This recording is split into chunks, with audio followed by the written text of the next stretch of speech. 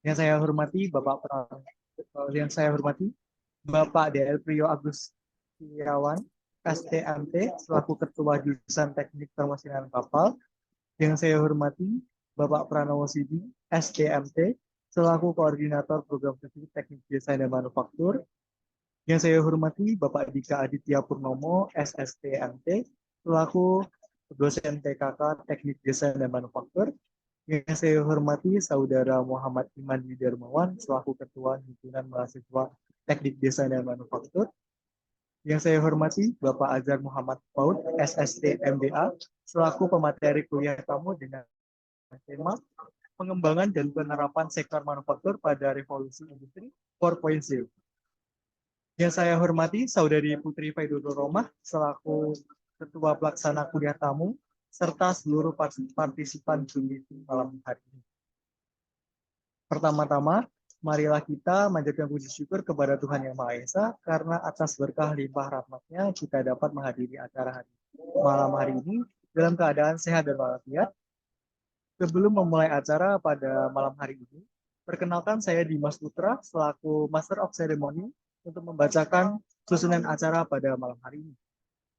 Untuk yang pertama yaitu pembukaan, dilanjutkan dengan menyanyikan lagu Indonesia Raya dan himne PPNS, dilanjutkan dengan sambutan-sambutan, dilanjutkan dengan pemaparan materi, dilanjutkan dengan sesi tanya jawab, dan ditutup dengan penutup dan sesi foto bersama. Baik, langsung saja memasuki acara pertama, yaitu pembukaan. Sebelum melanjutkan acara, alangkah baiknya kita berdoa terlebih dahulu agar rangkaian acara pada malam hari ini dapat berjalan dengan lancar. Berdoa menurut agama dan kepercayaan masing-masing. Berdoa dipersilahkan.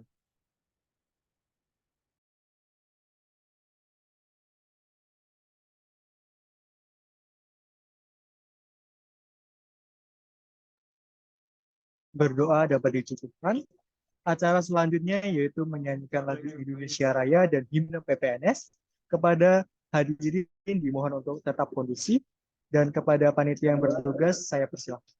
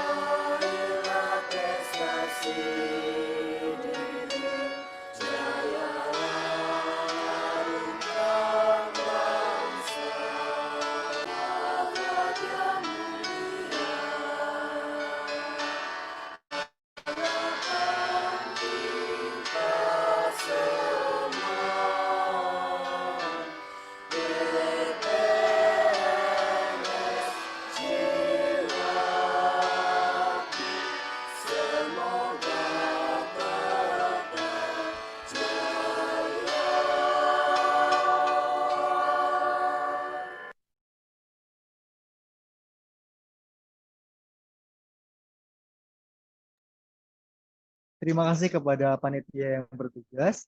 Memasuki acara selanjutnya yaitu sambutan yang akan disampaikan oleh Saudari Putri Faidutur Rahmat selaku Ketua Pelaksana acara pada malam hari ini.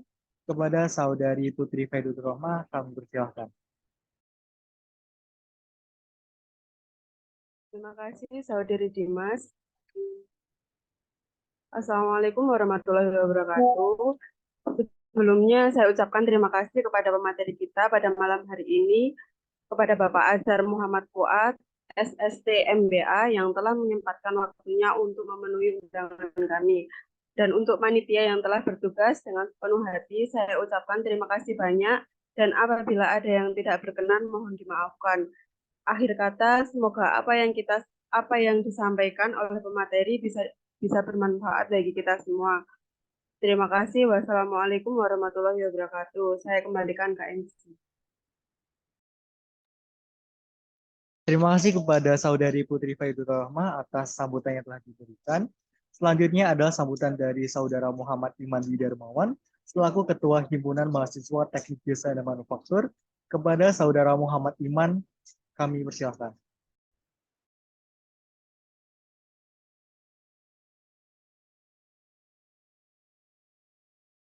MC, apakah suara saya masuk? Sudah terdengar. Terima kasih MC atas waktunya. Assalamualaikum warahmatullahi wabarakatuh. Selamat malam semuanya. Salam sejahtera bagi kita semua. Sebelumnya yang terhormat Bapak Dr. Priyo Agustiawan, STMT. Yang saya hormati pula Bapak Pranowo Sidi, STMT. Yang saya hormati Bapak Dika Aditya, SSTMT. Dan yang saya hormati Putri Faidatur Rahmat selaku Ketua Pelaksana pada kuliah tabu 2023. Dan juga yang saya hormati Bapak Azhar Fuad, STRT, MBA, selaku speaker atau pembicara pada malam hari ini. Sebelumnya, terima kasih kepada seluruh panitia yang sudah menyiapkan acara pada malam hari ini. Dan juga terima kasih pula juga peserta yang sudah meluangkan waktunya untuk hadir pada malam hari ini. Semoga pada kuliah tamu 2023 ini kita bisa mendapatkan wawasan baru terkait pengetahuan baru seputar pengembangan sektor industri manufaktur pada era industri 4.0 ini. Mungkin segitu saja yang bisa saya sampaikan. Kurang lebihnya mohon maaf. Wassalamualaikum warahmatullahi wabarakatuh. Terima kasih kepada Saudara Muhammad Iman Widarmawan atas sambutan yang telah diberikan. Sambutan selanjutnya akan disampaikan oleh Pak Dika Aditya Purnomo dan juga Bapak Pranowo Sidi, STMT. Dikarenakan beliau berhalangan hadir, maka saya lanjutkan untuk sesi selanjutnya. Memasuki acara selanjutnya adalah acara yang ditunggu-tunggu, yaitu pemaparan materi. Nah, tak perlu berlama-lama lagi, langsung saja kita simak materi yang akan disampaikan langsung oleh pemateri kita pada malam hari ini, Bapak Azhar Muhammad Fuad, SST MBA. Sebelum saya alihkan ke pemateri, saya akan membacakan materi sebagai berikut.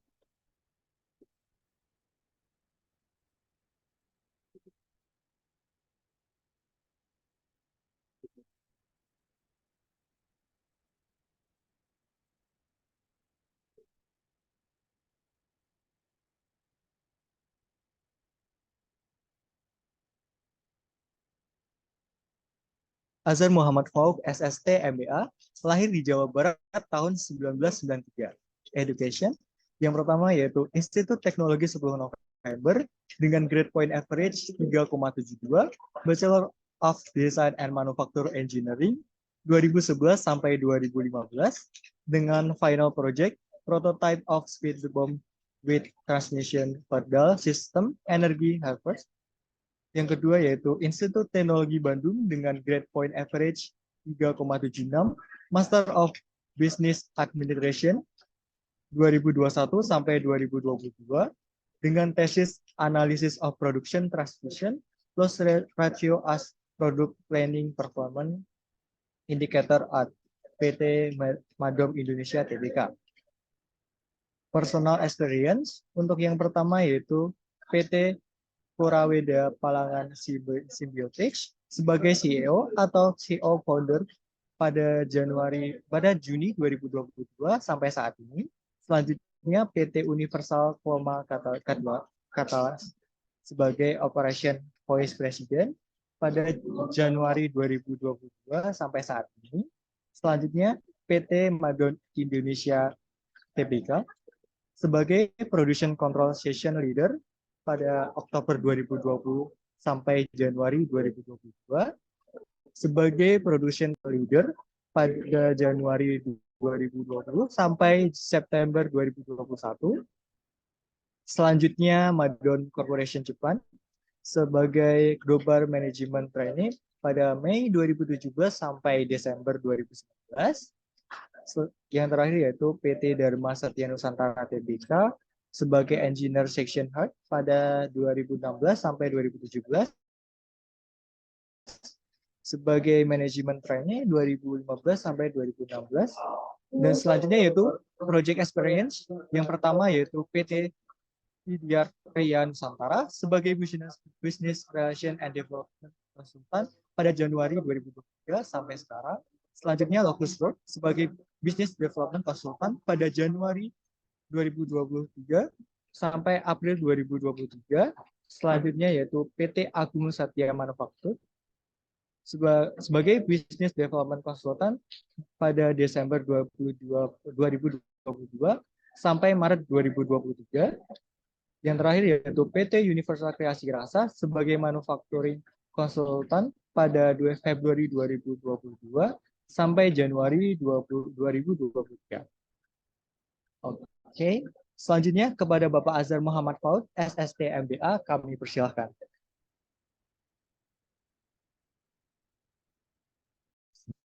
Assalamualaikum warahmatullahi wabarakatuh. Ini tadi Pak Pranowo, Mas Dika hadir ya? Untuk Bapak Dika sama Pak Pranowonya sedang berhalangan hadir, jadi itu Oh ya udah. saat Juli. Itu kalau Mas Dika itu kakak kelas itu, kalau misalnya Pak Pranowo itu pembimbing. Ya, salam kenal semua ya, teman-teman semua. Assalamualaikum warahmatullahi wabarakatuh. Jadi, izin share screen ya. Oh ini mau kamu aja yang share screen. Ini siapa hostnya? Yang nge-share screen siapa? Yang nge-share sih dari pihak panitia. Oh gitu, boleh. Oke. Oh, eh, kita ice breaking dulu ya sebelum perkenalan. Hmm, ini jarang-jarang ya kita kuliah malam, tapi semoga tetap semangat karena saya tahu kalau kalian biasanya kuliahnya 2 kali 50 menit ya. Jadi harusnya masih segar, harusnya mah. Kita lihat ya. Oke, secara umumnya kita akan belajar tentang implementasi teknologi di manufaktur. Tapi nanti mungkin tidak hanya manufaktur yang bisa kalian ambil. Nanti kita coba lihat apa yang bisa kita kembangkan ya. Supaya nggak ngantuk, kita coba ice breaking dulu sedikit. Next. Oke. Oke, saya mau tahu, silakan chat di kolom chat, ketik aja yang tahu alasannya, tebak-tebak boleh, kenapa kok singa disebut Raja Singa? Raja Singa penyakit ya. Raja Rimba, ada yang bisa ngasih alasan? Raja Hutan, Raja Rimba. Kenapa ya? Ada yang berani nebak?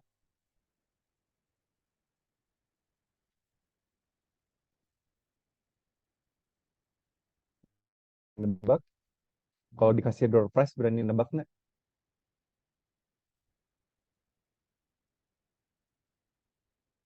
Coba panitia ya, yang paling aktif catat namanya nanti dapat hadiah dari saya. Kita lihat ya, yang masih semangat nggak nih kalau sudah ada iming-iming door prize. Karena dia bisa. Oh, ayo, ada yang dipilih ya? Kita baca satu ya. Langsung lumayan lama ya. Karena mentalnya tidak takut sama siapapun, karena hidupnya di hutan, karena dia bisa, karena dia mengalahkan semua lawannya di hutan, karena dia singa, obviously, karena aumannya paling lantang di hutan. Oke, karena bukan vegan. Oke, di next, Mbak. Kenapa ya singa itu disebut raja hutan? Kalau dibandingkan singa, gajah itu lebih kuat atau lebih lemah? Ah, aku diskusi sama MC-nya aja, MC on mic. Ah, Mas, kalau sama gajah, singa kuat sama singa kuatan mana? Singa dan gajah Sama-sama kuat sih, Pak.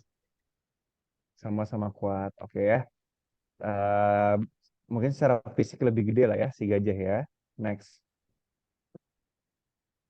Nah, kalau dibandingkan sama cheetah atau leopard, cepetan mana? Cepetan cita. Pasti ya, pasti. Ya, Next. pasti. Oke, ini mulai rame nih. Terus, next. Kayaknya di saya aja ya, share screen-nya biar agak mobile sedikit. Bisa di-share ke lempar saya aja.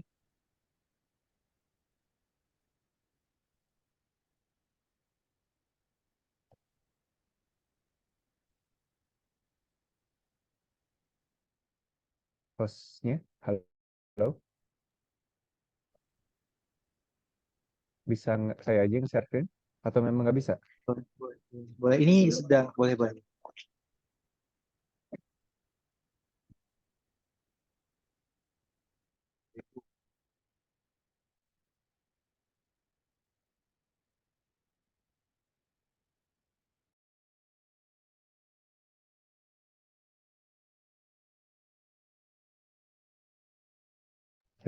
Ya sudah, udah di-spill ternyata ya. Eh, Gimana Mas? Mau dari saya atau dari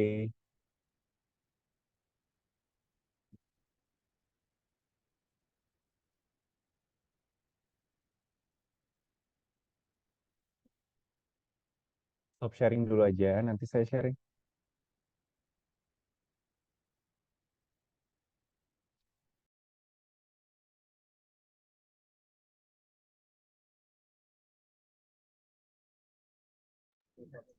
Mungkin bisa dari pemateri yang share screen. Nah, ini kan lebih enak. Jadi kita lebih Ya, mobile deh. Jadi ya, kenapa ya?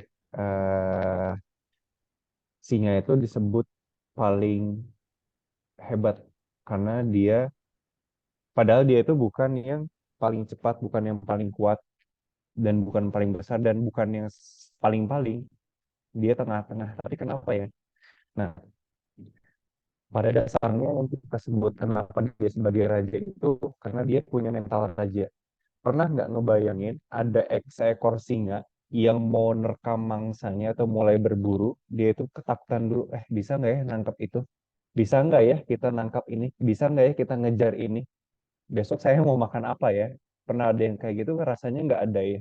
Singa itu bergerak berdasarkan insting dan yang selalu dia pikirkan saat dia mulai itu ya dia bisa. Dia percaya sama dirinya sendiri, dia tidak pernah takut untuk memulai, percaya pada skillnya, pada proses dan pada Tuhan. Nah, harapannya yang kita lakukan sekarang ya, yang kita lakukan sekarang ini benar-benar kita mencari nih, kita keluar dari zona nyaman kita coba belajar sesuatu yang tidak diajarkan di kampus. Moga-moga bermanfaat ya. Ya, di sini saya nggak sendirian sebenarnya. Kalau teman-teman bisa cari di partisipan, di sini ada direktur marketing hadir juga. Tinggal dicari siapa namanya. Di situ ada Sezi Permana. Siti Nurhayati Permana ya Ses ya. Ini kita masih di kantor nih. Mangga kalau ada yang di Bandung main ke kantor ya. Jadi perkenalkan semuanya, saya Azhar Muhammad Fuad. Kebetulan saat ini sudah berbelot, tidak lagi jadi budak korporat. Jadi saya sekarang sudah bikin perusahaan sendiri, agak membelot juga, tidak di bidang manufaktur dan desain, tapi lebih ke arah sistem proses. Jadi perusahaan yang sedang dibangun di sini namanya Kuraweda.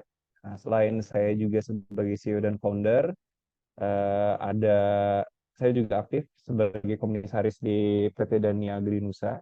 Saya juga dulu pernah menjabat sebagai VP Operation, Vice President Operation di salah satu startup namanya Kelopna. Saya juga suka dipanggil menjadi independent consultant ya, di bidang manufaktur terutama dan pengembangan bisnis. Dan saya alumni Jepang juga, jadi saya pernah lama 3 tahun di Jepang dan di Indonesia. Nah, itu ada restruktur saya di Mendem ya. Mendem itu kalau nggak tahu Mendem, kalian pasti tahu Gatsby, Pixie, pasti tahu. Nah, eh, dulu saya di sana. Jadi, ini silakan dicatat ya kalau nanti kalian mau berkolaborasi, mau bikin usaha apa, ada ide apa, konsultasi, ya silakan dicatat aja di sini. Panitia juga tahu ya. Apa sih yang saya lakukan ya supaya teman-teman ada gambaran? Saat ini saya tadi Kuraweda ini kita fokusnya di bidang industri 4.0 dan 5.0. Jadi kita lebih ke arah sudah ke sistem yang menargetkan behavior. Jadi benar-benar apa namanya semuanya itu sudah by system dan sistemnya akan beradaptasi. Artinya apa? Di sana ada artificial intelligence, ada AI-nya, baik itu data mining, proses mining ataupun lainnya. Nah, siapa yang sudah bekerja sama dengan kita? Ya ada ITB, ada Sekolah Alam, Telkom University, dan lain sebagainya. Sayangnya PPNS belum ada nih yang nyangkut di sini nih. Enggak, kalau teman-teman nanti ada yang tertarik, ada ide yang menarik, jangan ragu untuk tanya ini. Nah, di kanan ini, gambar orang ini, ada yang tahu siapa? Coba saya tanya lagi, cek nih, apa namanya? Kolom chatnya, kita lihat. Ada yang tahu ini siapa? Pokoknya orang yang teraktif tolong dicatat ya.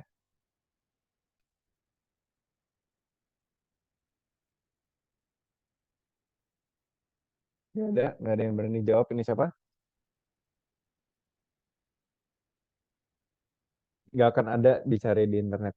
Jadi ini adalah Sultan Saifuddin Matangaji, legenda perang dari Indonesia tahun 1700. Dia adalah legenda perangnya dari Keraton Kasepuhan Cirebon. Ada yang dari Cirebon di sini? Harusnya tahu ya Sultan Matangaji. Ini tahun 1700, tidak ada kamera, tidak ada lukisan, tidak ada patung karena mereka kerajaan Islam. Tapi kita bisa menghidupkan Sultan Matangaji ini dengan bantuan AI, dengan metode yang cukup rahasia gitu ya. Ini gambar-gambar ini bisa di-generate dengan waktu hanya 30 detik. Kalau kalian pernah nyoba Midjourney, DALL-E, kalian sudah pasti tahu. Problemnya adalah, bukan problemnya, kelebihannya adalah kita bisa atur semuanya. Mulai dari mimik mukanya, mulai dari jenggotnya, ikatnya, posenya, bahkan nanti bisa hidup videonya. Kalau ada yang mampir ke Bandung, nanti saya undang untuk launchingnya. Enggak, ada yang dari Bandung juga ya. Saya bukan orang Bandung padahal. Oke, sekarang serius. Oke, sebelum saya mulai, kita ngomong 4.0 Pak, 5.0 Pak. Sebenarnya kita tahu nggak sih bedanya industri 1.0, 2.0, 3.0, 4.0? Ada yang tahu sebelum kita ngomong? Wah, ada Indago. Oke, teknologi. Oke, satu-satu. Ada yang mau resen nggak? Industri 1.0 itu apa? Apa yang ditandai dengan 1.0? Raise hand. Humanity. Raise hand. Ada? Ada? Nggak ada? Oke, ada yang bisa raise hand untuk menceritakan di mana 1.0, 2.0, 3.0, 4.0 yang mana aja silakan. Apa yang menjadi ciri khasnya? jangan gambar terlalu general ya teknologi. Enggak, ya misalnya yang industri 3.0 itu kayak gini. Enggak, ini saya next nih. Nggak dapet poin nih. Enggak, ya udah saya next ya. Di sini ada yang punya ChatGPT nggak? Nggak ada ya? Wah, ini belum. Atau dilarang sama kampus? Wah, saya protes kalau dilarang sama kampus. Oke, jadi industri poin satu itu lebih ke arah udah ada mesin ditenagai oleh tenaga uap. Itu awal dulu ya, tahun 1800-an. Terus kalau kalian pernah dengar revolusi industri waktu itu di Prancis kalau tidak salah ya, revolusi itu mengawali sebuah peradaban di mana pekerjaan itu seluruhnya, bukan seluruhnya apa, dibantu dengan mesin dan tidak lagi padat karya. Padat karya masih, cuman udah dibantu dengan konveyor. Jadi moving konveyor. Itu industri 2.0. 3.0 sudah mulai ada bantuan dari mesin. Jadi ada otomasi. Nah, kalau kalian mikir otomasi adalah industri 4.0, kalian salah. Jadi misalnya kalau ada yang tangan robot gitu kan, ada yang semi process engineer seperti itu bukan 4.0, itu 3.0. Nah, kalau 4.0 apa? Itu sudah mulai nyambung ke IoT, networking, jadi semua sudah terdata di satu database gitu kan, dan seterusnya itu 4.0. Kalau 5.0 itu sudah lebih ke behavior. Behavior artinya sikap. Jadi sifat, sikap, parameter-parameternya jadi lebih banyak, lebih kompleks, sehingga bisa memberikan sebuah output atau rekomendasi yang berbeda. Dari industri 1 sampai 5, ada yang bisa nebak Indonesia ada di mana? Ayo, ayo, ada yang bisa nebak di mana? Saya masih mencari yang aktif urutan ketiga. Terus ada lagi yang mau nebak urutan keberapa Indonesia? Ada di mana? Industri 4. Oke. 3, 2, 6. Hebat. 4. 4 ya. Ada lagi yang mau nebak? Enggak ada? Oke. Urutan keempat. Siap. Kira-kira industri saat ini ada di mana ya? Iya, sayang sekali. Tapi ternyata Indonesia itu masih di antara 2.0 sama 3.0. Artinya apa? Indonesia itu memang sudah mulai beralih dari orang yang, tapi di UMKM sekarang masih banyak loh yang di 1.0. Jadi dia itu rame-rame ngeroyok ya, misalnya goreng keripik keroyokan, terus nanti dimasukin gitu kan. Atau yang sudah agak bagus dikit, udah digoreng, dia ditaruh di konveyor, dorong gitu kan. Untuk perusahaan-perusahaan agak gede, dia sudah pakai tangan robot dan macam-macam. Nah, sayangnya eh, Nielsen, ada yang tahu Nielsen siapa? Nanti dicek ya. Nielsen mengatakan Indonesia di tahun 2018 itu masih di antara industri 2.0 atau 3.0. Kenapa? Kenapa? Tapi kita baca ya. Jadi industri Indonesia itu dibantu oleh Kemenperin ya, dari Kementerian Perindustrian udah menerbitkan namanya Industri Readiness Index, 4.0 Readiness Index. Artinya apa? Nah, Indonesia juga mau melihat sebenarnya, mau mengukur sebenarnya perusahaan di Indonesia ini tingkat kesiapan terhadap 4.0 ini seberapa besar. Nah, ada indikator nilainya. Ini bagus kalian kalau ada yang siap-siap skripsi, udah mulai penelitiannya. Nah, ada beberapa tolak ukur penilaiannya, level 0 sampai level 4 gitu kan ya. Dan ternyata Indonesia banyak dari perusahaan itu masih di angka 0 sampai level 2. Berarti dia ini setidak-tidaknya baru sampai mulai transformasi. Nah, 76% nih. Sisanya yang udah level 3 4 cuma sedikit 24%. Artinya apa? Kita ini belum ke arah 4.0 sebenarnya. Tahun 2018. Mas, ini udah 2023. Out of date. Kita lihat dulu. Nih, BUMN yang meraih level 3 itu baru beberapa, salah satunya Bio Farma. Ini tahun 2022, sekarang 2023, beda setahun doang. Artinya apa? Ini sudah bertransformasi, tapi belum menerapkan total untuk 4.0-nya. Nah, jadi ini perusahaan besar. Di 4.0 ini, Readiness Index ini untuk perusahaan besar aja. Nah, problemnya adalah perusahaan kan nggak perusahaan besar semua ya. Perusahaan itu ada yang kecil, mikro, kecil, menengah, besar. Nah, besar banget ada angka-angkanya di sini. Kalau misalnya industri besar aja baru begitu ya, masih 76% yang masih belum 4.0, apalagi yang industri-industri kecil nih. Terus gimana? Oke. Nah, sekarang saya mau tanya dulu, kalian ada familiar nggak? Kalian ada pelajaran ini nggak ya, ekonomi bisnis? Kalau nggak salah ada Bu Anda, kalau nggak salah ya, dulu ngajar. Sekarang masih ada nggak DM?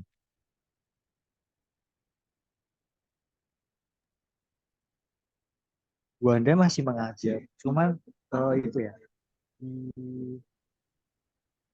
di semester 3. Oh, kalau semester berapa nih Kita rata-rata? semester 3 sama 1. Masih. Ya udah nggak apa-apa. Ya, di sini ada konsep namanya VOC sama VOP. VOC itu apa? Itu adalah Voice of Customer. Kalau VOP itu apa? Itu Voice of Production. Nah, kalau bahasa Maduranya berarti VOC adalah basis suara dari konsumen. Kalau VOP adalah dari sisi produksinya. Nah, ini saya screenshot dari Tokopedia. Ini adalah snack ya. Snack-snack ini harganya ada di sana. Ada yang familiar dengan snack-snack ini? Ketik satu kalau familiar, ketik nol kalau tidak familiar. Saya penasaran nih, ini ada berapa orang? Ada 51 orang, tapi yang ngetik itu aja. Hah, tidak familiar? Wah, memang berarti bener cocok ini mahasiswa. Wah, ada satu nih. Oke, berarti banyaknya yang tidak familiar ya. Eh, ini keripik-keripik yang kalau keripik pisang semua sih, supaya apple to apple ya. Jadi yang kiri ini adalah Sunpride. Kalau kalian ke Indomaret pasti tahu namanya pisang Sunpride. Atau ke toko macam itu pasti ada pisang Sunpride. Dia itu bikin keripik namanya Live ini. Saya nggak promosi sih, cuman biar kalian tahu aja ya. Yang tengah ini adalah UMKM yang cukup terkenal di Bandung, namanya Zananachi. Kalau yang kanan ini, kalau nggak salah di Semarang, kalau tidak salah. Kalau yang di sini ada cewek yang rajin belanja, atau cowok yang lumayan perhitungan, cowok Cancer biasanya perhitungan. Kalau dari angka ini, kalian mau beli yang mana? Mas Dimas, MC nih. Kamu kalau misalnya disuruh milih tiga ini, kamu mau beli yang mana?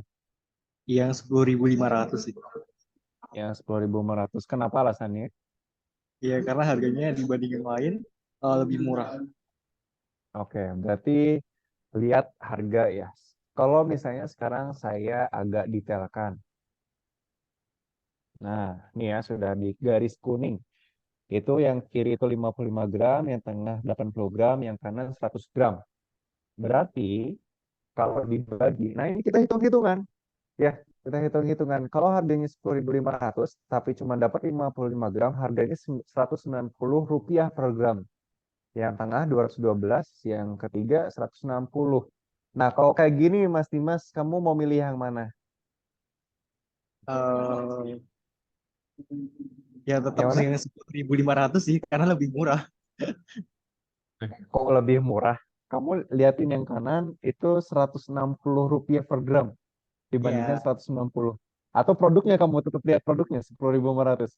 enggak sih. Tapi kalau misalnya untuk mengeluarkan uang 16.000 dari sama 10.500 sih lebih milih Oh, sepuluh ribu lima ini ratus ya. ternyata ada struggle-nya mahasiswa nih bener nih. Oke ya. Nah, itu sudut pandang cara kita melihat harga. Tapi kalau dari sisi VOC, voice of customer, pasti mereka akan melihat ini. Karena programasinya dia lebih murah. Betul ya? Tapi kalau dari produksi bagaimana? Nah, asumsikan COP, tahu COP? COP itu adalah cost of production atau biaya produksinya. Asumsi biaya produksinya yang kiri itu Rp50 per gram, yang tengah 100, yang kanannya lagi juga 100. Dari harga jualnya, tadi 190 per gram, 212 per gram, 160 per gram, untungnya itu berapa? Yang kiri Rp140 untung ya per gram, yang tengah 112, yang paling kanan 60 gram. Paling untung yang mana? Nah, Mas Dimas, kamu akan saya siksa karena kamu sebagai MC-nya. Untung yang mana sebagai perusahaan? Oh, yang paling untung ya Paling sepuluh kiri ribu lima margin itu ratus untung. Ya, jadi Ya, kalau biaya produksi Rp50, tapi kamu bisa jual Rp190, berarti kan dikurangi 190 dikurang 50 itu untung kamu ya. Nah, itulah yang disebut cost of production. Artinya apa? Kalau dari sisi konsumen, dia akan melihat dia bisa mendapatkan barang sebesar apa dengan harga semurah apa. Kalau dari produksi adalah dari supplier lah misalnya, produsen, dia akan melihat mana yang paling menguntungkan. Nah, ini kita pemanasan dulu nih. Kenapa? Karena kita akan lebih berat lagi. Jadi kalau di perusahaan itu sudah pasti ada dua, ada namanya fixed cost, dan variable cost. Nah, kalau fixed cost contohnya apa? Misalnya depresiasi alat gitu ya. Terus ada biaya apa namanya pekerja, walaupun biaya pekerja ini debatable, bisa didebat antara fixed cost atau variable, tapi saya taruh di sini. Karena kita sudah terlanjur bahas listrik ya. Nah, ini juga tadi variable cost-nya itu material. Terus contoh listrik, air. Bedanya apa fixed cost sama variable cost? Ada yang bisa nebak?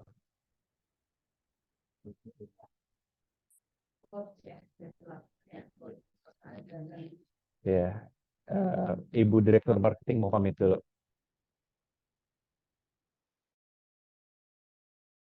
Oke, ada yang bisa ngasih saya tebakan? Ayo Mas, berani aja. Lumayan kan kalau dapat apa namanya door prize. Door prize-nya apa? Terserah nanti. Kira-kira apa? Bisa jelasin sederhana nggak fixed cost sama variable cost? Udah ada contohnya nih. Udah ada contoh dulu nih, baru disuruh jelasin. Kita kuliah santai ya, daripada kita ngantuk. Nggak ada, sayang sekali. Gini ya, berarti satu door prize kelewat ses. Ya udah. Oke, fixed cost itu artinya tidak ada kegiatan apapun, tetap saja harus dibayarkan biayanya. Contoh, kalian mau cuti kuliah 1 tahun, kalian tetap bayar SPP, tetap bayar. Itu namanya fixed cost. Oke? Sama, kalian misalnya punya perusahaan, tiba-tiba kalian memutuskan untuk, oke kita libur 1 bulan, karyawan tetap dibayar. Itu namanya fixed cost. Nah, kalau mesin apa? Kalian nanti kenal istilah depresiasi. Nanti mesin itu akan dibagi seperti cicilan lah ya. Cicilan-cicilan dan macam-macam. Cuman kalau depresiasi itu bukan cicilan, depresiasi itu hanya nilainya aja. Nanti kita ada kelas tersendiri lah bahas ini. Nah, kalau variable cost itu lebih terpengaruh dengan volume yang ingin diproduksi atau dikeluarkan. Contoh, kalian mau memproduksi 100 ton keripik ubi sama 50 ton keripik ubi. Materialnya harganya mahalan mana secara total? Pasti yang 100 ton. Karena apa? Kalian produksinya banyak. Kalau kalian produksinya banyak, berarti apa? Listriknya makin banyak lebih sedikit. Airnya lebih banyak lebih sedikit. Nah, itu namanya variable cost. Nah, sekarang hubungannya apa, Mas? Nah, labor cost itu mempengaruhi produktivitas. Udah bener ya, kalau produktivitas ya. Nah, sedangkan variable cost itu dependen, artinya apa? Mempengaruhi juga, bergantung kepada harga material, harga listrik dan macam-macam. Dan artinya apa? Ini akan sangat berpengaruh dengan economic of scales. Artinya apa? Ada yang tahu nggak artinya economic of scales? Tuh ada tulisannya tuh. When a company reduce cost and increase production, internal economies of scales has been achieved. Artinya apa? Ketika volumenya bisa kita tingkatkan, volume produksi bisa kita tingkatkan dengan harga yang sama atau dengan harga yang lebih kecil, artinya kita sudah mencapai economy of scales. Nanti akan dijabarkan. Biar ada gambaran gini. Mas, ini kenapa ya kok bisa biaya manpower, biaya pekerja itu mempengaruhi produktivitas ya? Oke, kalau misalnya contohnya seperti itu, saya akan memberikan contoh Kalau kira-kira Mas Dimas nih dikasih gaji 5 juta sama digaji 1 juta, semangat kerjanya beda atau sama? Pastinya Nah, saya beda. nggak mau jawaban bermimpi, saya maunya jawaban realistis. Pastinya berbeda. Pasti beda ya. Dan berarti bisa nggak disamakan kalau misalnya di Jakarta, pekerja di Jakarta dan pekerja di Jawa Tengah yang UMR-nya lumayan jomplang ya, kira-kira pressure-nya beda atau sama? Beda, beda, beda, Mas. Pasti berbeda karena yang di Jakarta atau Jawa Barat karena dia UMR-nya tinggi, dia akan memfokuskan, mengenjot, memaksa untuk lebih efisien, lebih produktif ya.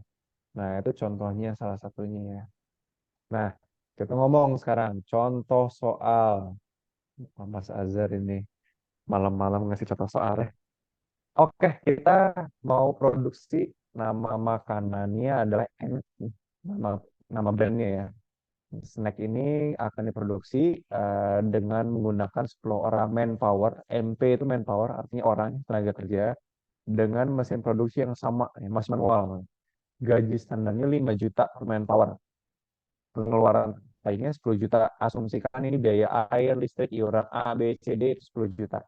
Maka fixed cost-nya adalah 10 orang kalau 5 juta plus 10 juta sama dengan 60 juta per bulan. Ini fixed cost-nya.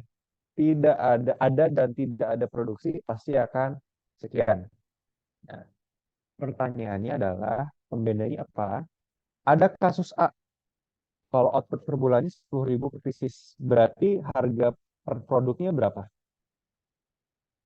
6.000 per pieces. Kalau misalnya kasus B, saya bisa naikin produksinya, outputnya jadi 15.000 pieces per bulan. Artinya apa?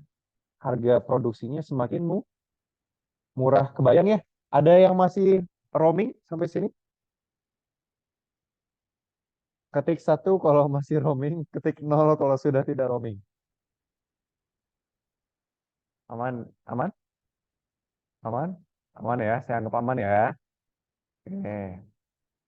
Oh, ini ada yang ketik nih. 0. Masih roaming? Waduh. Oke.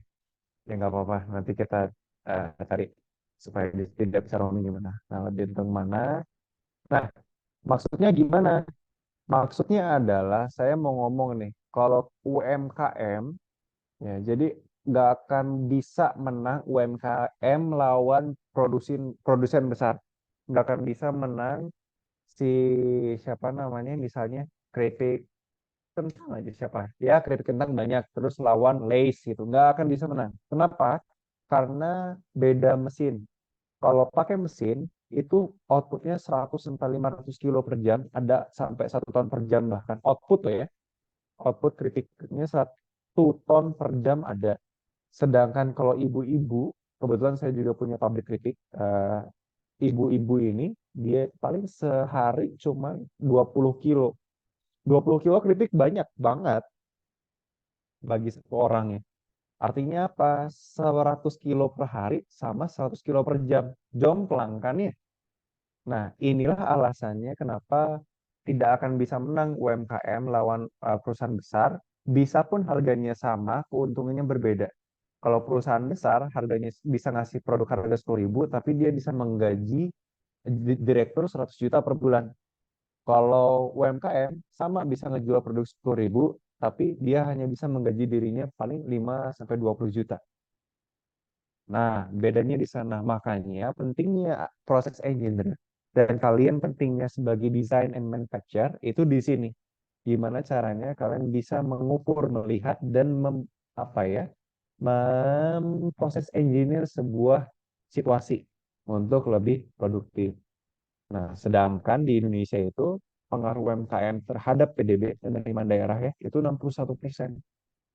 Nah, inilah yang harus kita pecahkan bersama sebagai kaum berpendidikan. Nah, kayak gitu ya. Nah, lalu 4.0 di mana, Mas? Yang tadi saya sebutkan itu industri apa, Mas? 1, 2, 3, atau 4, atau 5? Masih, Mas. Ada empat.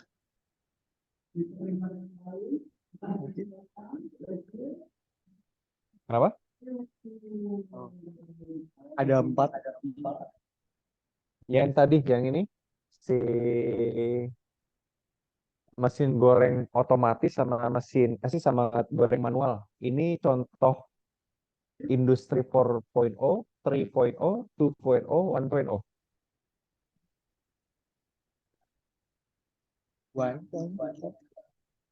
Nah, 4 kan sudah IoT. Ini belum ada IoT, IoT-an.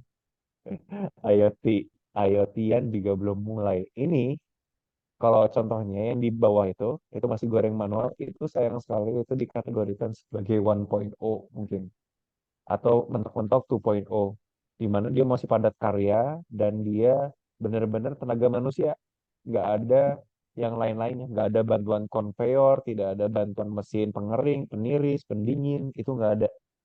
Nah, sementara yang di atas itu sudah otomatis, tapi baru 3.0 karena belum terhubung mana-mana. Oke. Terus kalau 4.0 gimana, Mas? Tadi ya, kalau sudah ada mesin otomatisnya, itu kita integrasikan dengan sistem, dengan data database, dengan sistem processing dan macam-macam. Terus kalau sudah ada, kita otomasikan data-datanya.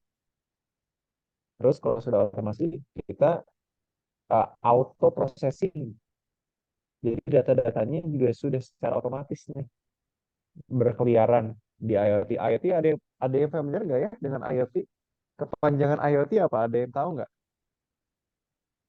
Coba ketik, kita lihat.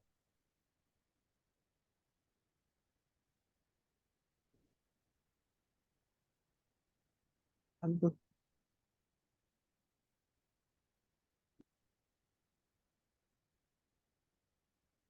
Ada yang ngetik? Nggak ada. Internet of Things. Agak lama biasanya ngetik dulu di Google. Oke. Aku sangat menyarankan kalian pakai ChatGPT ya. Sangat menyarankan. Nanti iya. aku kasih tahu deh ya gimana gimana. Ada yang udah pakai? Ya ini sambil pakai. Oke. Kalau bisa satu kelas itu turunan pakai ChatGPT 4.0 yang 4-nya. ChatGPT 4 itu udah sampai detail dan macam-macam. Tapi nantilah ada kelas khusus soal itu ya. Nah, terus kita baru data driven decision. Artinya apa? Artinya kita membuat keputusan itu berdasarkan data. Nah, apa yang dibutuhkan supaya kita bisa naik level ke industri 4.0 atau bahkan ke industri 5.0? Tadi kita ngomong capek banget ngomong tentang namanya industri 1, 2, 3, 4, 5. Sementara ternyata, ya tadi ya kita tahu sendiri pengetahuan kita terhadap 1.0 sampai 5.0 ini sangat minim. Tapi kita sudah digembar-gemborkan oleh pemerintah, oleh lingkungan, bahkan kalau kalian nanti sudah ke dunia persaingan seperti ini ya kalian harus tahu ternyata pengetahuan kita masih minim. Nah, supaya kita bisa tahu nih harus bagaimana. Minimal kalian harus ada 4 apa ya parameter. Awareness apa bahasa Maduranya, Mas? Mas Dimas, awareness itu apa bahasa Indonesianya? Gimana gimana? Aduh, kurang kedengaran. Awareness bahasa Indonesianya apa artinya? Awareness. Kita cari dulu. Hanya pada Royhan, siapa Royhan? Oke, awareness itu artinya kepekaan, kesadaran. Itu adalah awareness. Berarti Mas Dimas ini peka nih orangnya nih. Susah dipencetnya nih. Oke, teknologi. Kita harus melihat aspek teknologinya. Resources kita harus tahu sumber dayanya gimana. Sama sama apa? Terakhir, yang paling penting adalah willingness, kemauan. Apa nanti kita bedah ya. Nah, kita harus tahu dulu, kita harus sadar kondisi tentang awareness ya. Awareness itu kita harus sadar. Kita ini misalnya kita kerja masuk ke perusahaan. Saya nggak tahu, nggak berani jamin juga kalian masuk perusahaan yang akan seperti apa nanti di masa ke depan. Kalian masih semester berapa sih di sini? Semester 5, 3, 7, 6, masih semester berapa? Itu semester 3. Oh, 3. Oh, masih hangat lah. Ini ada yang semester 5. Ada lagi yang lebih tua? Nggak ada ya. Jadi udah semester 5 lah ya. Paling tua. Nah, kalau nanti kalian lulus kerja, kalian harus tahu, harus sadar banget perusahaan kalian ini sebenarnya di mana sih? Sebagus apa sih? Itu harus paham dulu. Karena kalian ikut di kapal yang sama. Terus kedua, kalian harus tahu kekurangan dan kelebihan kalian dan perusahaan kalian ya. Terus keempat tadi udah 3. Keempat ada kompetisi. Perusahaan kalian ini ada kompetitornya nggak sih? Itu wajib kalian tahu. Karena itu jadi benchmarking. Terus kalian harus mau juga sadar teknologi. Percaya sama saya, apa yang ada di kampus saat ini itu tidak lebih baik daripada yang ada di industri. Karena yang di industri jauh lebih advance daripada ini. Problemnya kalian mau masuk ke dunia industri, tapi industri lebih tahu dari kalian. Kumaha? Gimana coba? Nah, ini yang harus maksudnya kalian harus melek terhadap teknologi. Nah, how? Gimana? Kalian harus terus memperbaiki pengetahuan. Kalian kalau buka TikTok, tolong jangan lihat cewek atau cowok joget-joget doang. Kalian cek juga namanya perkembangan itu bagaimana. Quantum logic dan seterusnya silakan cari. Kalian juga harus mulai berani melihat kayak tadi ya, cost and benefit analysis. Contoh, jadi intinya apa? Analisis kalian pertajam. Kayak tadi kalian mau saya ajarkan sedikit menganalisis sebuah brand, sebuah snack gitu ya. Yang mana lebih untung, mana yang rugi itu adalah analisis. Tapi di sini lebih ke arah cost and benefit. Jadi untuk mengeluarkan sesuatu, benefitnya apa buat kalian? Kalian mau pacaran sama si A, mau benefit apa kalian? Nah, itu juga bahaya tuh kalau kayak gitu. Itu makanya jangan terlalu lama pacaran ya. Terus market research. Nah, market research ini juga ada di sini yang punya usaha. Yang punya usaha, usaha kecil-kecilan juga boleh. Gak ada? Belum ada? Semoga nanti ada ya. Jadi market research di sini kalian harus tahu sebenarnya untuk market ini bagaimana. Apakah yang dijual ini semakin baik, semakin bagus, atau bagaimana, dan seterusnya. Itu pertanyaan-pertanyaan kayak gitu harus berputar terus di kepala kalian. Tapi tetap, yang namanya melakukan improvement itu selalu ada standar yang baku, yaitu piramida ini. Kalian kalau nanti wawancara kerja ya, kalian harus tahu ini nih. Ini nilai plus banget buat kalian. Jadi kalau kalian ditanya, atau kalian masih baru lulus dan kalian ya sama saya juga masih naif banget ya, kita lulus, kita dengan ambisi kita pengen banget membuat semuanya otomatis, semuanya serba hebat, semua mudah dan macam-macam, tapi tetap ada standar, yaitu pertama dilihat dari unsur safety, keamanan. Kalian bisa mempercepat produksi dari 100 pieces per jam berubah jadi 1000 pieces per jam, tapi resikonya jadi bisa hilang satu karena mesin ini cepat banget berputar, nggak bisa. Terus kedua, kalau safety-nya sudah aman, kalian melihat dari segi quality. Artinya apa? Kalau kalian bisa memproduksi 100 menjadi 1000 per jam, dari segi kualitas akan tetap sama nggak? Kalian misalnya beli ini, kalian senang banget snack, atau jangan snack lah, kalian makan di kantin, makan nasi sama sop. Pengennya kan kalian sop piring pertama, atau misalnya makanan hari pertama, hari kedua, tiga rasanya tetap enak kan? Gak mau dong kalian makan di hari satu enak, duanya nanti ada kecoanya, ketiganya nanti enak lagi, keempatnya nanti sangat-sangat enak, kelimanya itu kualitas tidak terjaga namanya. Nah, baru yang terakhir, kalian memperhatikan segi kuantiti dan cost-nya. Semoga masih ngerti karena agak cepat, waktunya terbatas ya. Ini adalah penelitian saya waktu saya masih di Jepang. Jadi, di Jepang waktu saya masih di perusahaan Jepang.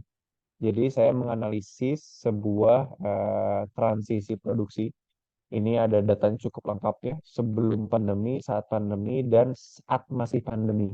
Di mana loss produksi, akibat gonta-ganti produksi itu kita catat, kita lihat benar-benar, dan ternyata ada dampak luar biasa. Saya kayaknya percuma menjelaskan ini karena detailnya luar biasa. Intinya adalah penelitian ini tembus di jurnal internasional di Eropa tanpa ada revisi. Kenapa? Karena datanya semua real time, semuanya bisa divalidasi, dan satu, saya bisa langsung membuktikan. Bedanya ini, bedanya kalau kalian menjadi pembeda adalah kalian berani bermimpi, berani punya ide, tolong berani juga bereksekusi. Artinya, kalau sudah punya ide, laksanakan, lakukan. Jangan banyak pikiran dulu. Kayak gini, ini data saya kolek selama 3 tahun. 3 tahun, Zar. Ya kan? 3 tahun mengolek data seperti ini, olah, baru ketemu. Nah, ini salah satu contoh. Ini kalau seperti ini masuknya apa? Ini masuknya tahap 4.0 ke 5.0. Ini sudah ada datanya, terus kita buat analisisnya, dan nanti kita akan memberikan keputusan berdasarkan dari data, data driven decision. Gitu. Kebayang ya? Nah, mendekati lagi terakhirnya. Jadi tadi ya ada beberapa sisa komponen lagi, ada dari sisi teknologi, resource, dan willingness. Teknologi, sumber daya, dan kemauan. Kita ngomong, teknologinya ada atau tidak? Bisa didapatkan atau tidak? Kita harus tanya dulu nih. Misalnya kalian mau naik nih, oh, Pak, saya mau pakai mesin yang super canggih yang semuanya otomatis. Belinya di Jerman. Oke, ada kan teknologinya? Ada. Lingkaran dulu ada. Dua, apakah teknologi ini bisa langsung diterapkan? Wah, Pak, bener Pak dari Jerman, tapi inden dulu 2 tahun, terus nanti ada trainingnya 3 tahun, nggak bisa. Berarti kan? Atau asumsikan lah bisa gitu kan. Kita masuk ke pertanyaan selanjutnya. Apakah SDM-nya bisa mengoperasikannya? Nah, kalian sudah dapat mesin sangat besar, hebat, tapi kalian bingung cara setting mesinnya gimana. Ini sudah ada praktek kan? Ada yang pernah praktek mesin CNC dan macam-macam setting-setting. Ada yang bisa, ada yang nggak bisa kan? Nah, itu maksudnya SDM itu bisa mengoperasikan atau tidak. Nah, itu harus kita tanya juga. Kalau SDM-nya bisa, kita tanya lagi, apakah semua resource mampu merawat teknologi tersebut? Mulai dari spare part-nya, mulai dari cara mengoperasikannya, dan seterusnya. Bisa nggak? Masuk sekarang ke willingness, yang paling penting. Ada teknologinya, ada komponennya, SDM-nya mampu, dan seterusnya. Bosnya mau nggak pakai, wah, harganya kemahalan, Zar, harganya 2 triliun nih. Nah, gimana? Nah, itu adalah salah satu pertanyaan yang paling berat, karena apa, ini balik lagi sih ujung-ujungnya ke bisnis. Nah, sama user mau membayar atau tidak. Kebayang? Kebayang. Kalian akan menghadapi ini, saya yakin kalian akan menghadapi politik kantor nanti. Nah, saya ngasih tips and trick saja. Jadi, saran saya, kalian memang nanti kalaupun kalian insya Allah lulus, pasti lulus lah ya. Kalian lulus dari kampus, kalian masuk ke perusahaan, dan kalian insya Allah punya inisiatif yang sangat tinggi, itu misalnya, kalian mau melakukan perubahan. Atau janganlah dari kerja kalian yang lagi ikutan organisasi mau melakukan perubahan di kampus PPNS misalnya, atau jangan di PPNS ya, di lingkungan hima, jangan melakukan hal yang besar dulu, lakukan dari yang kecil, tapi melangkah. Jadi kalau melakukan perubahan itu cuma ada dua, ada bottom top atau top bottom. Artinya apa? Kalau bottom top berarti kalian melakukan pekerjaan atau perubahan itu dari sisi kalian dulu, yang terus mulai pelan-pelan sampai ke level ke atas. Tapi kalau perubahan top bottom artinya atasan kalian langsung nyuruh perintah. Pokoknya saya mau nggak mau harus pakai mesin ini. Ceklek. Nah, itu top bottom. Sudah, itu suara Tuhan, nggak bisa dibantah. Karena kalian akan digaji untuk melakukan itu. Nah, saran saya kalian harus melakukan dari bottom top. Nah, kenapa? Karena nanti ada dua lingkaran ya. Kalian akan selalu ketemu dengan lingkaran peduli dan lingkaran pengaruh. Nah, apa itu lingkaran peduli? Apa itu lingkaran pengaruh? Intinya adalah lingkaran ini tidak boleh bersinggungan. Nah, kenapa? Kalau lingkaran peduli itu cuma berasaskan atau berangkat dari lingkaran empati, simpati, dan usul. Kalau lingkaran pengaruh itu yang bertanggung jawab. Ini bukan karangan Azhar, ini ada di buku Seven Habits, silakan kalau baca atau sudah ada yang baca, hebat. Jadi contohnya begini, Mas Dimas ngekos sama Mas Beni misalnya. Saya nggak tahu ada nama Beni nggak di sini. Misalnya Dimas sama Beni ngekos bareng. Sama-sama kuliah di PPNS, sama-sama jurusannya DM. Tiba-tiba motornya Dimas mogok, nggak bisa jalan. Nah, si Beni nawarin ke Dimas, bro, ya udah bareng aja, yuk ke kampusnya. Nah, itu apa? Itu simpati dan empati. Tapi juga dibarengi dengan usul. Beda, terus Dimas ada keputusan kan? Oh iya bro, ayo. Oh enggak deh, aku jalan kaki aja. Itu adalah keputusan Dimas. Beda ceritanya kalau misalnya adalah maksa. Sebenarnya, udah naik motor, ayo, ayo, ayo. Maksa. Dia itu mencampur adukan antara lingkaran peduli dan lingkaran pengaruh. Di mana yang peduli, tadi Benny itu sebenarnya cuma peduli aja. Ya kan? Lingkaran peduli saja, karena dia simpati sama Dimas. Tapi kalau misalnya dia, tapi apa yang punya tanggung jawab, yang punya wewenang siapa ya? Dimas sendiri kan? Yang menentukan dia mau naik apa ke kampusnya. Kalau sudah ada campur tangan di sana, itu nanti yang salah siapa? Si Benny atau si Dimas? Benny pasti ya, karena dia maksa. Bisa aja itu kena pasal penculikan. Itu contoh yang agak ringan. Tapi kalau contoh pabriknya, nah ini contoh pabrik ya. Misalnya kalian menjadi chief di divisi A. Misalnya produksinya ada 4 divisi ini misalnya. Divisi A dipegang sama Dimas, divisi B dipegang sama Benny. Dimas jalan-jalan ke divisi B melihat ada kursi yang menurut Dimas sudah hampir rusak. Itu menurut Dimas, betul ya. Tapi apa itu kan ada di divisi B, di divisi 2. Punyanya si Denny, yang bertanggung jawab si Denny. Kalau misalnya Dimas dengan inisiatif sendiri ngebawa kursinya, terus dia bawa ke bengkel gitu kan, kursinya nggak di tempat. Terus ternyata kursi itu ternyata dipakai sama orang untuk setting mesin atau setting apa misalnya. Jadi karena tidak ada kursi tersebut, jadi tidak bisa setting-setting itu. Yang salah Dimas atau Denny? Dimas, karena dia ngebawa, dia mempercampurkan antara lingkaran peduli dan pengaruh. Tapi beda halnya ketika Dimas ngomong ke Benny, bro, ini udah nggak bagus nih tangganya, harus diperbaiki, ya kan? Dimas hanya usul saja. Kalau nanti ke depannya ada kecelakaan dan macam-macam, yang salah Dimas atau Benny? Benny. Nah, nah, ngerti ya percampuran itu. Jadi kalian jangan berprasangka buruk terhadap orang dan jangan inisiatifnya terlalu berlebihan yang melanggar batas peduli dan batas pengaruh. Kalian lakukan saja dari diri kalian dulu. Begitu di wah lumayan lama nih 50 menit ada ya sejam ya. Iya, mangga kalau ada yang mau ditanyakan kita diskusi santai. Ayo teman-teman mungkin Kurang lebih itu. ya, mungkin dari teman-teman yang ada yang ingin ditanyakan, mungkin bisa raise hand atau ditulis di kolom chat.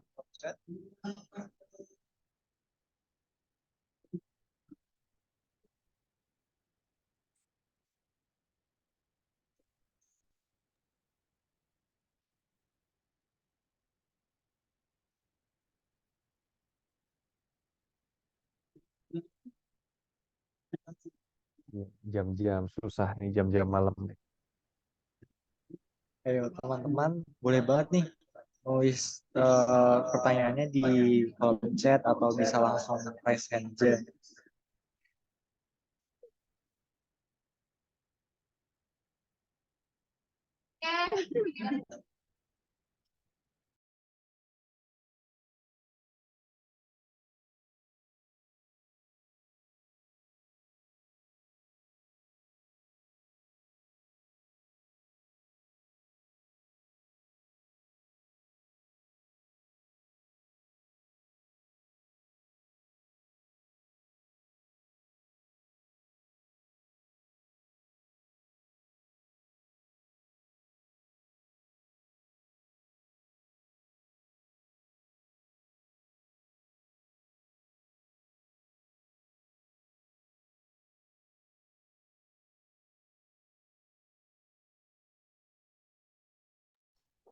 Kalau ada materi yang nggak paham tadi, yang aku ajarin itu materi praktis ya, jadi bukan teori. Eh, Dan kalian akan baru dapat materi itu sebenarnya kalau kalian sudah managerial level. Cuman kan nggak ada salahnya ya kita ajarin sekarang. Ayo, siapa yang mau tanya? Ayo, Atau mau teman-teman. diskusi santai aja? Ini DM semua kan? Iya, ini dari Prodi dia. Oh. Oh ya, ini ada nih pertanyaan dari kolom chat. Izin bertanya, apa yang menghambat penerapan inovasi industri 4.0 dari Muhammad Rifki, Khairin Fadil? Mungkin bisa langsung dijawab.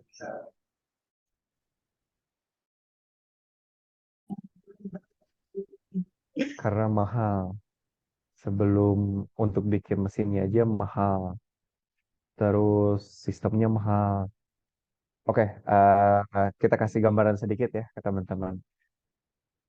Mas Dimas, misalnya kamu familiar sama usaha apa? Sama industri apa? Kamu senangnya apa? Otomotif, F&B, Untuk saat ini FNP sih.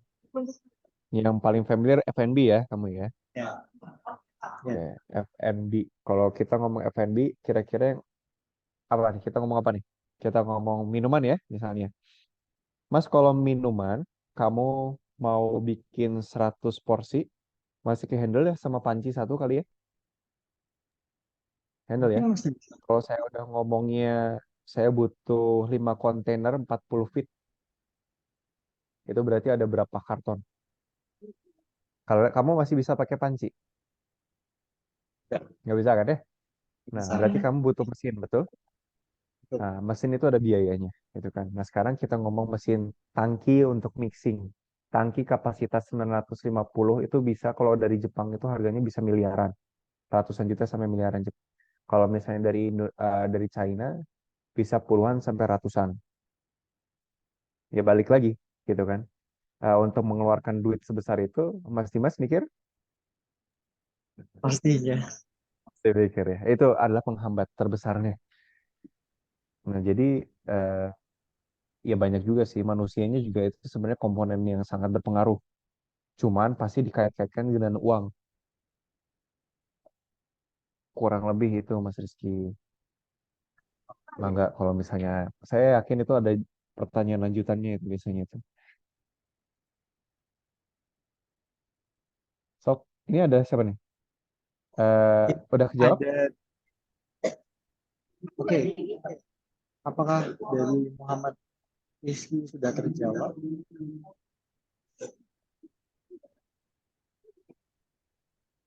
Oke. Untuk selanjutnya ini ada nih dari Mbak Rohmatul Hasanah mau bertanya. Silahkan. Silahkan. Baik, terima kasih untuk waktunya. Izin masuk, perkenalkan nama saya Rahmatul Kasama dari DM 3. Bertanya, apakah di era akankah terjadi pemerataan kerja sesuai? Terima kasih. Apa pertanyaannya? Hilang tadi suaranya. Oh iya, apakah di era industri sekarang akan terjadi pemerataan kerja? Ada bisa bantu? Saya nggak bisa nangkap pertanyaannya. Atau coba diketik aja Mbak. Mungkin memang sinyal lagi masalah ya. Atau sinyal saya yang lagi jelek mungkin. Iya, diketik saya kirim ke kolom chat ya. Boleh di kolom chat. Jadi untuk pertanyaan itu adalah apakah di era industri sekarang adakah terjadi pemerataan kerja sesuai dengan gelarnya? Oh, langsung saya jawab enggak. Ehm, kalau secara teorinya harusnya begitu ya. Kerja kalian jurusan mesin itu kerjanya di bagian mesin, tapi nggak juga. Banyak yang ya sebagian kerja di bank, kerja di mana dan A, B, C, D ya dunia tidak semulus itulah, ya kan? Nah, pemerataan kerja ini itu sebenarnya juga menjadi sebuah masalah. Masalahnya itu bukan hanya di industri, tapi dari segi pemerintah pula. Nah, dari sana makanya sudah mulai banyak sekali startup atau perusahaan yang sudah mulai menggunakan teknologi untuk sorting. Nah, termasuk contohnya adalah CV. Dari CV itu saja, peletakan kalimat, kata, dan macam-macam itu banyak perusahaan yang sudah menggunakan AI untuk mencari kandidat mana yang paling prospekful, yang paling sesuai. Nah, jadi kalian kalau bikin CV pun nggak, harapannya jangan asal-asalan. Ikuti template yang sudah ada. Kenapa? Bukan menekan garis apa segi kreativitas kalian enggak, tapi banyak sekali perusahaan yang sudah menggunakan jasa pihak ketiga untuk menyaring itu. Nah, daripada kita, kecuali kita kerjanya di bidang kreatif, pasti dilihat sisi substansi itunya ya apa namanya, keindahannya dan macam-macam. Tapi kita kerjanya di pabrik atau di perusahaan industri yang sudah saklek gitu kan ya. Nah, jawabannya itu. Jadi eh, jangan berharap untuk kerja sesuai dengan apa namanya, lulusan, tapi tetap berjuang itu tidak masalah. Ya, qadarullahnya di mana nggak tahu nanti kan. Nah, kurang lebih itu sih. Di tempat saya pun, contohnya saya sendiri ya, saya sama dengan kalian, saya jurusan desain manufaktur. Saya memang pernah tulen di manufaktur 9 tahun, mulai dari wood product, otomotif, kosmetik, F&B, sampai ke startup, ke komoditi. Pernah menjajaki semua, karirnya juga ada gitu kan. Tapi ujung-ujungnya apa? Saya mendirikan perusahaan sendiri sebagai sistem proses, sebagai IT, sebagai software. Nyambung? Kalau disambung-sambungin ada nyambungnya karena saya udah pengalaman di manajemen, di proses. Kan kalian desain manufaktur ya. Desain manufaktur kan berarti juga belajar tentang proses ya. Nah, cuman saya ambil di sananya aja. Saya udah lupa sama apa teori manufaktur, apa teori CNC-nya dan macam-macam. Nah, apakah saya sesuai? Nah, itu kalian nilai sendiri. Kurang lebih itu, Mbak. Moga menjawab ya. Oke. Terima kasih. Oke. Ya, untuk pertanyaan selanjutnya dari Mas Gilang, itu bisa langsung disampaikan.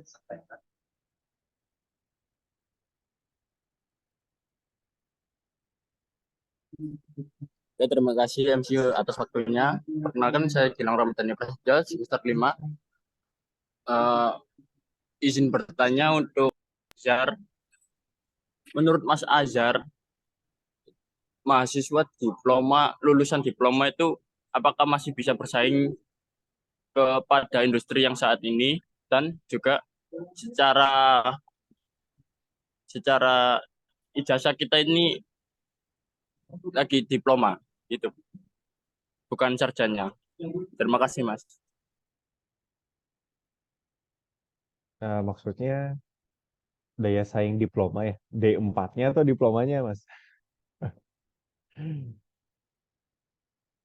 Gimana, Mas Gilang? Kamu lebih tertariknya bahas diplomanya atau D4-nya? D4-nya, Mas, lebih ke D4-nya kan itu setara sama S1. Oh, kamu sudah bisa menjawab setara sama S1. Harusnya pede dong ya, bisa bersaing dengan sarjana lainnya. Saya mau kasih eh, ini ya, bukan, tolong dilihat dari sisi baiknya saja ya, dari cerita ini. Dulu waktu saya pergi ke Jepang, seleksi di Jepang, itu mereka cuma buka rekrutmennya di 4 universitas besar, di ITS, UI, UGM, sama ITB. Saya mana? Saya PPNS gitu kan ya. Nah, PPNS tapi dengan muka polosnya saya apply aja lah, Bismillah gitu kan. Ternyata lolos. Pertama lolos, waktu itu masih ada banyak. ada UGM juga dan macam-macam. Kita ada ya ada tes psikotes waktu itu sampai dari jam 8 pagi sampai jam 8 malam. Sisa-sisanya yang diambil cuma 3. ITS nggak ada sama sekali, UI nggak ada sama sekali, UGM tidak ada sama sekali, cuman tinggal sisa 3 orang, 1 dari PPNS, 1 S2 dari Teknik Kelautan ITB, 1 S1 dari Teknik Desain dari ITB. Bisa bersaing? Sangat bisa. Semua kembali ke diri kita masing-masing. Ingat, administrasi hanya administrasi. Ijazah kalian, sertifikat HIMA, BEM, dan lain-lain, kalian hanya administrasi. Yang paling penting itu adalah ketika kalian wawancara seperti ini. Bagaimana kalian bisa menunjukkan kualitas diri kalian ketika kalian berbicara sama orang. Karena akan beda penilaiannya. Nah, itu karena sekarang transisinya sudah beda ya. Kita kalau dari industri itu tidak melihat lagi dari apa, dari nilai enggak. Kita melihat kalau nilai atau kemampuan itu bisa dilatih. Sorry to say, kalau misalnya pun kalian juara 1 CAD/CAM Indonesia sekalipun misalnya, ya, itu bisa dilatih. Kalau ada yang juara 1 CAD/CAM tapi dia angkuh, tapi ada satu lagi dia nggak juara sama sekali, tapi dia mau belajar, saya pasti akan pilih yang mau belajar. Karena kalau hard skill dan soft skill itu bisa dilatih, gampang latihnya. Tinggal ikutin kelas ini selesai. Tapi yang nggak bisa dilatih apa? Adab sama kemauan belajar. Itu nggak bisa dilatih. Nah, jawaban saya buat Mas tadi, tetap harus optimis ya Mas ya. Saya tuh ya masih ingat banget waktu itu pernah ditanyain sama psikolognya. Jawab saya kan kayak gini, selalu percaya diri gitu. Dia selalu nanya, waktu itu nanya, Mas, kenapa sih kamu bisa sepercaya diri ini, sepede ini? Nah, jawaban saya cuma satu. Kalau saya nggak percaya sama diri saya sendiri, ngapain ibu harus percaya sama saya? Masuk akal? Masuk akal dong ya. Nah, makanya ini erat hubungannya dengan tulisan tadi saya di depan. Mental raja. Jadi bukan rajanya yang dilihat, tapi gimana kita startnya nih. Jangan takut dulu. Yang penting adalah jalan dulu dan kalian yakin sama diri kalian sendiri. Jangan keburu terintimidasi dengan orang lain. Semoga menjawab ya Mas ya. Oke, terima kasih. Baik, karena adanya keterbatasan waktu, maka sesi tanya jawab saya cukupkan. Selanjutnya adalah sesi foto bersama. Dipersilahkan bagi teman-teman untuk bersiap diri dan menyalakan kameranya. Bagi yang belum menyalakan kamera dan menggunakan virtual background yang belum menggunakan.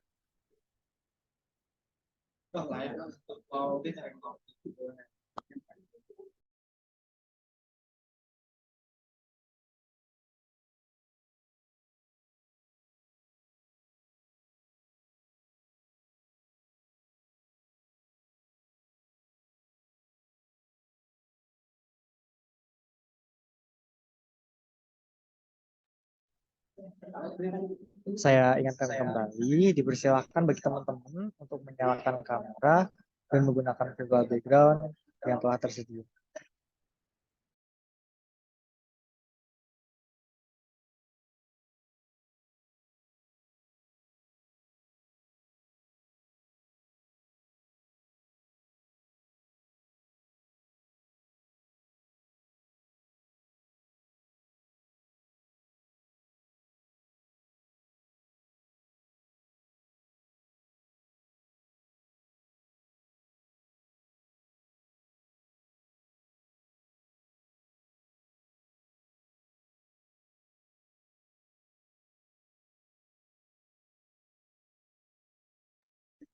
Baik, saya rasa sudah siap.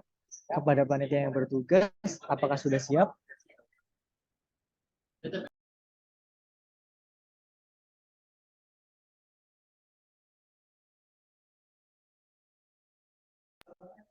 Oke, saya hitung. 1, 2, 3. Baik, sekali lagi. 1, 2, 3.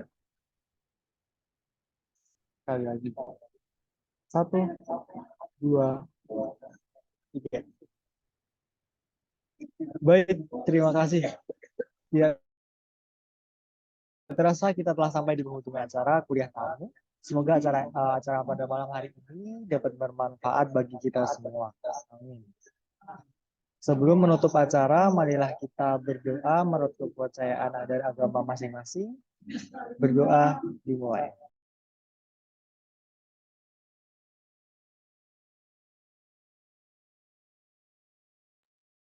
Berdoa dapat dicukupkan.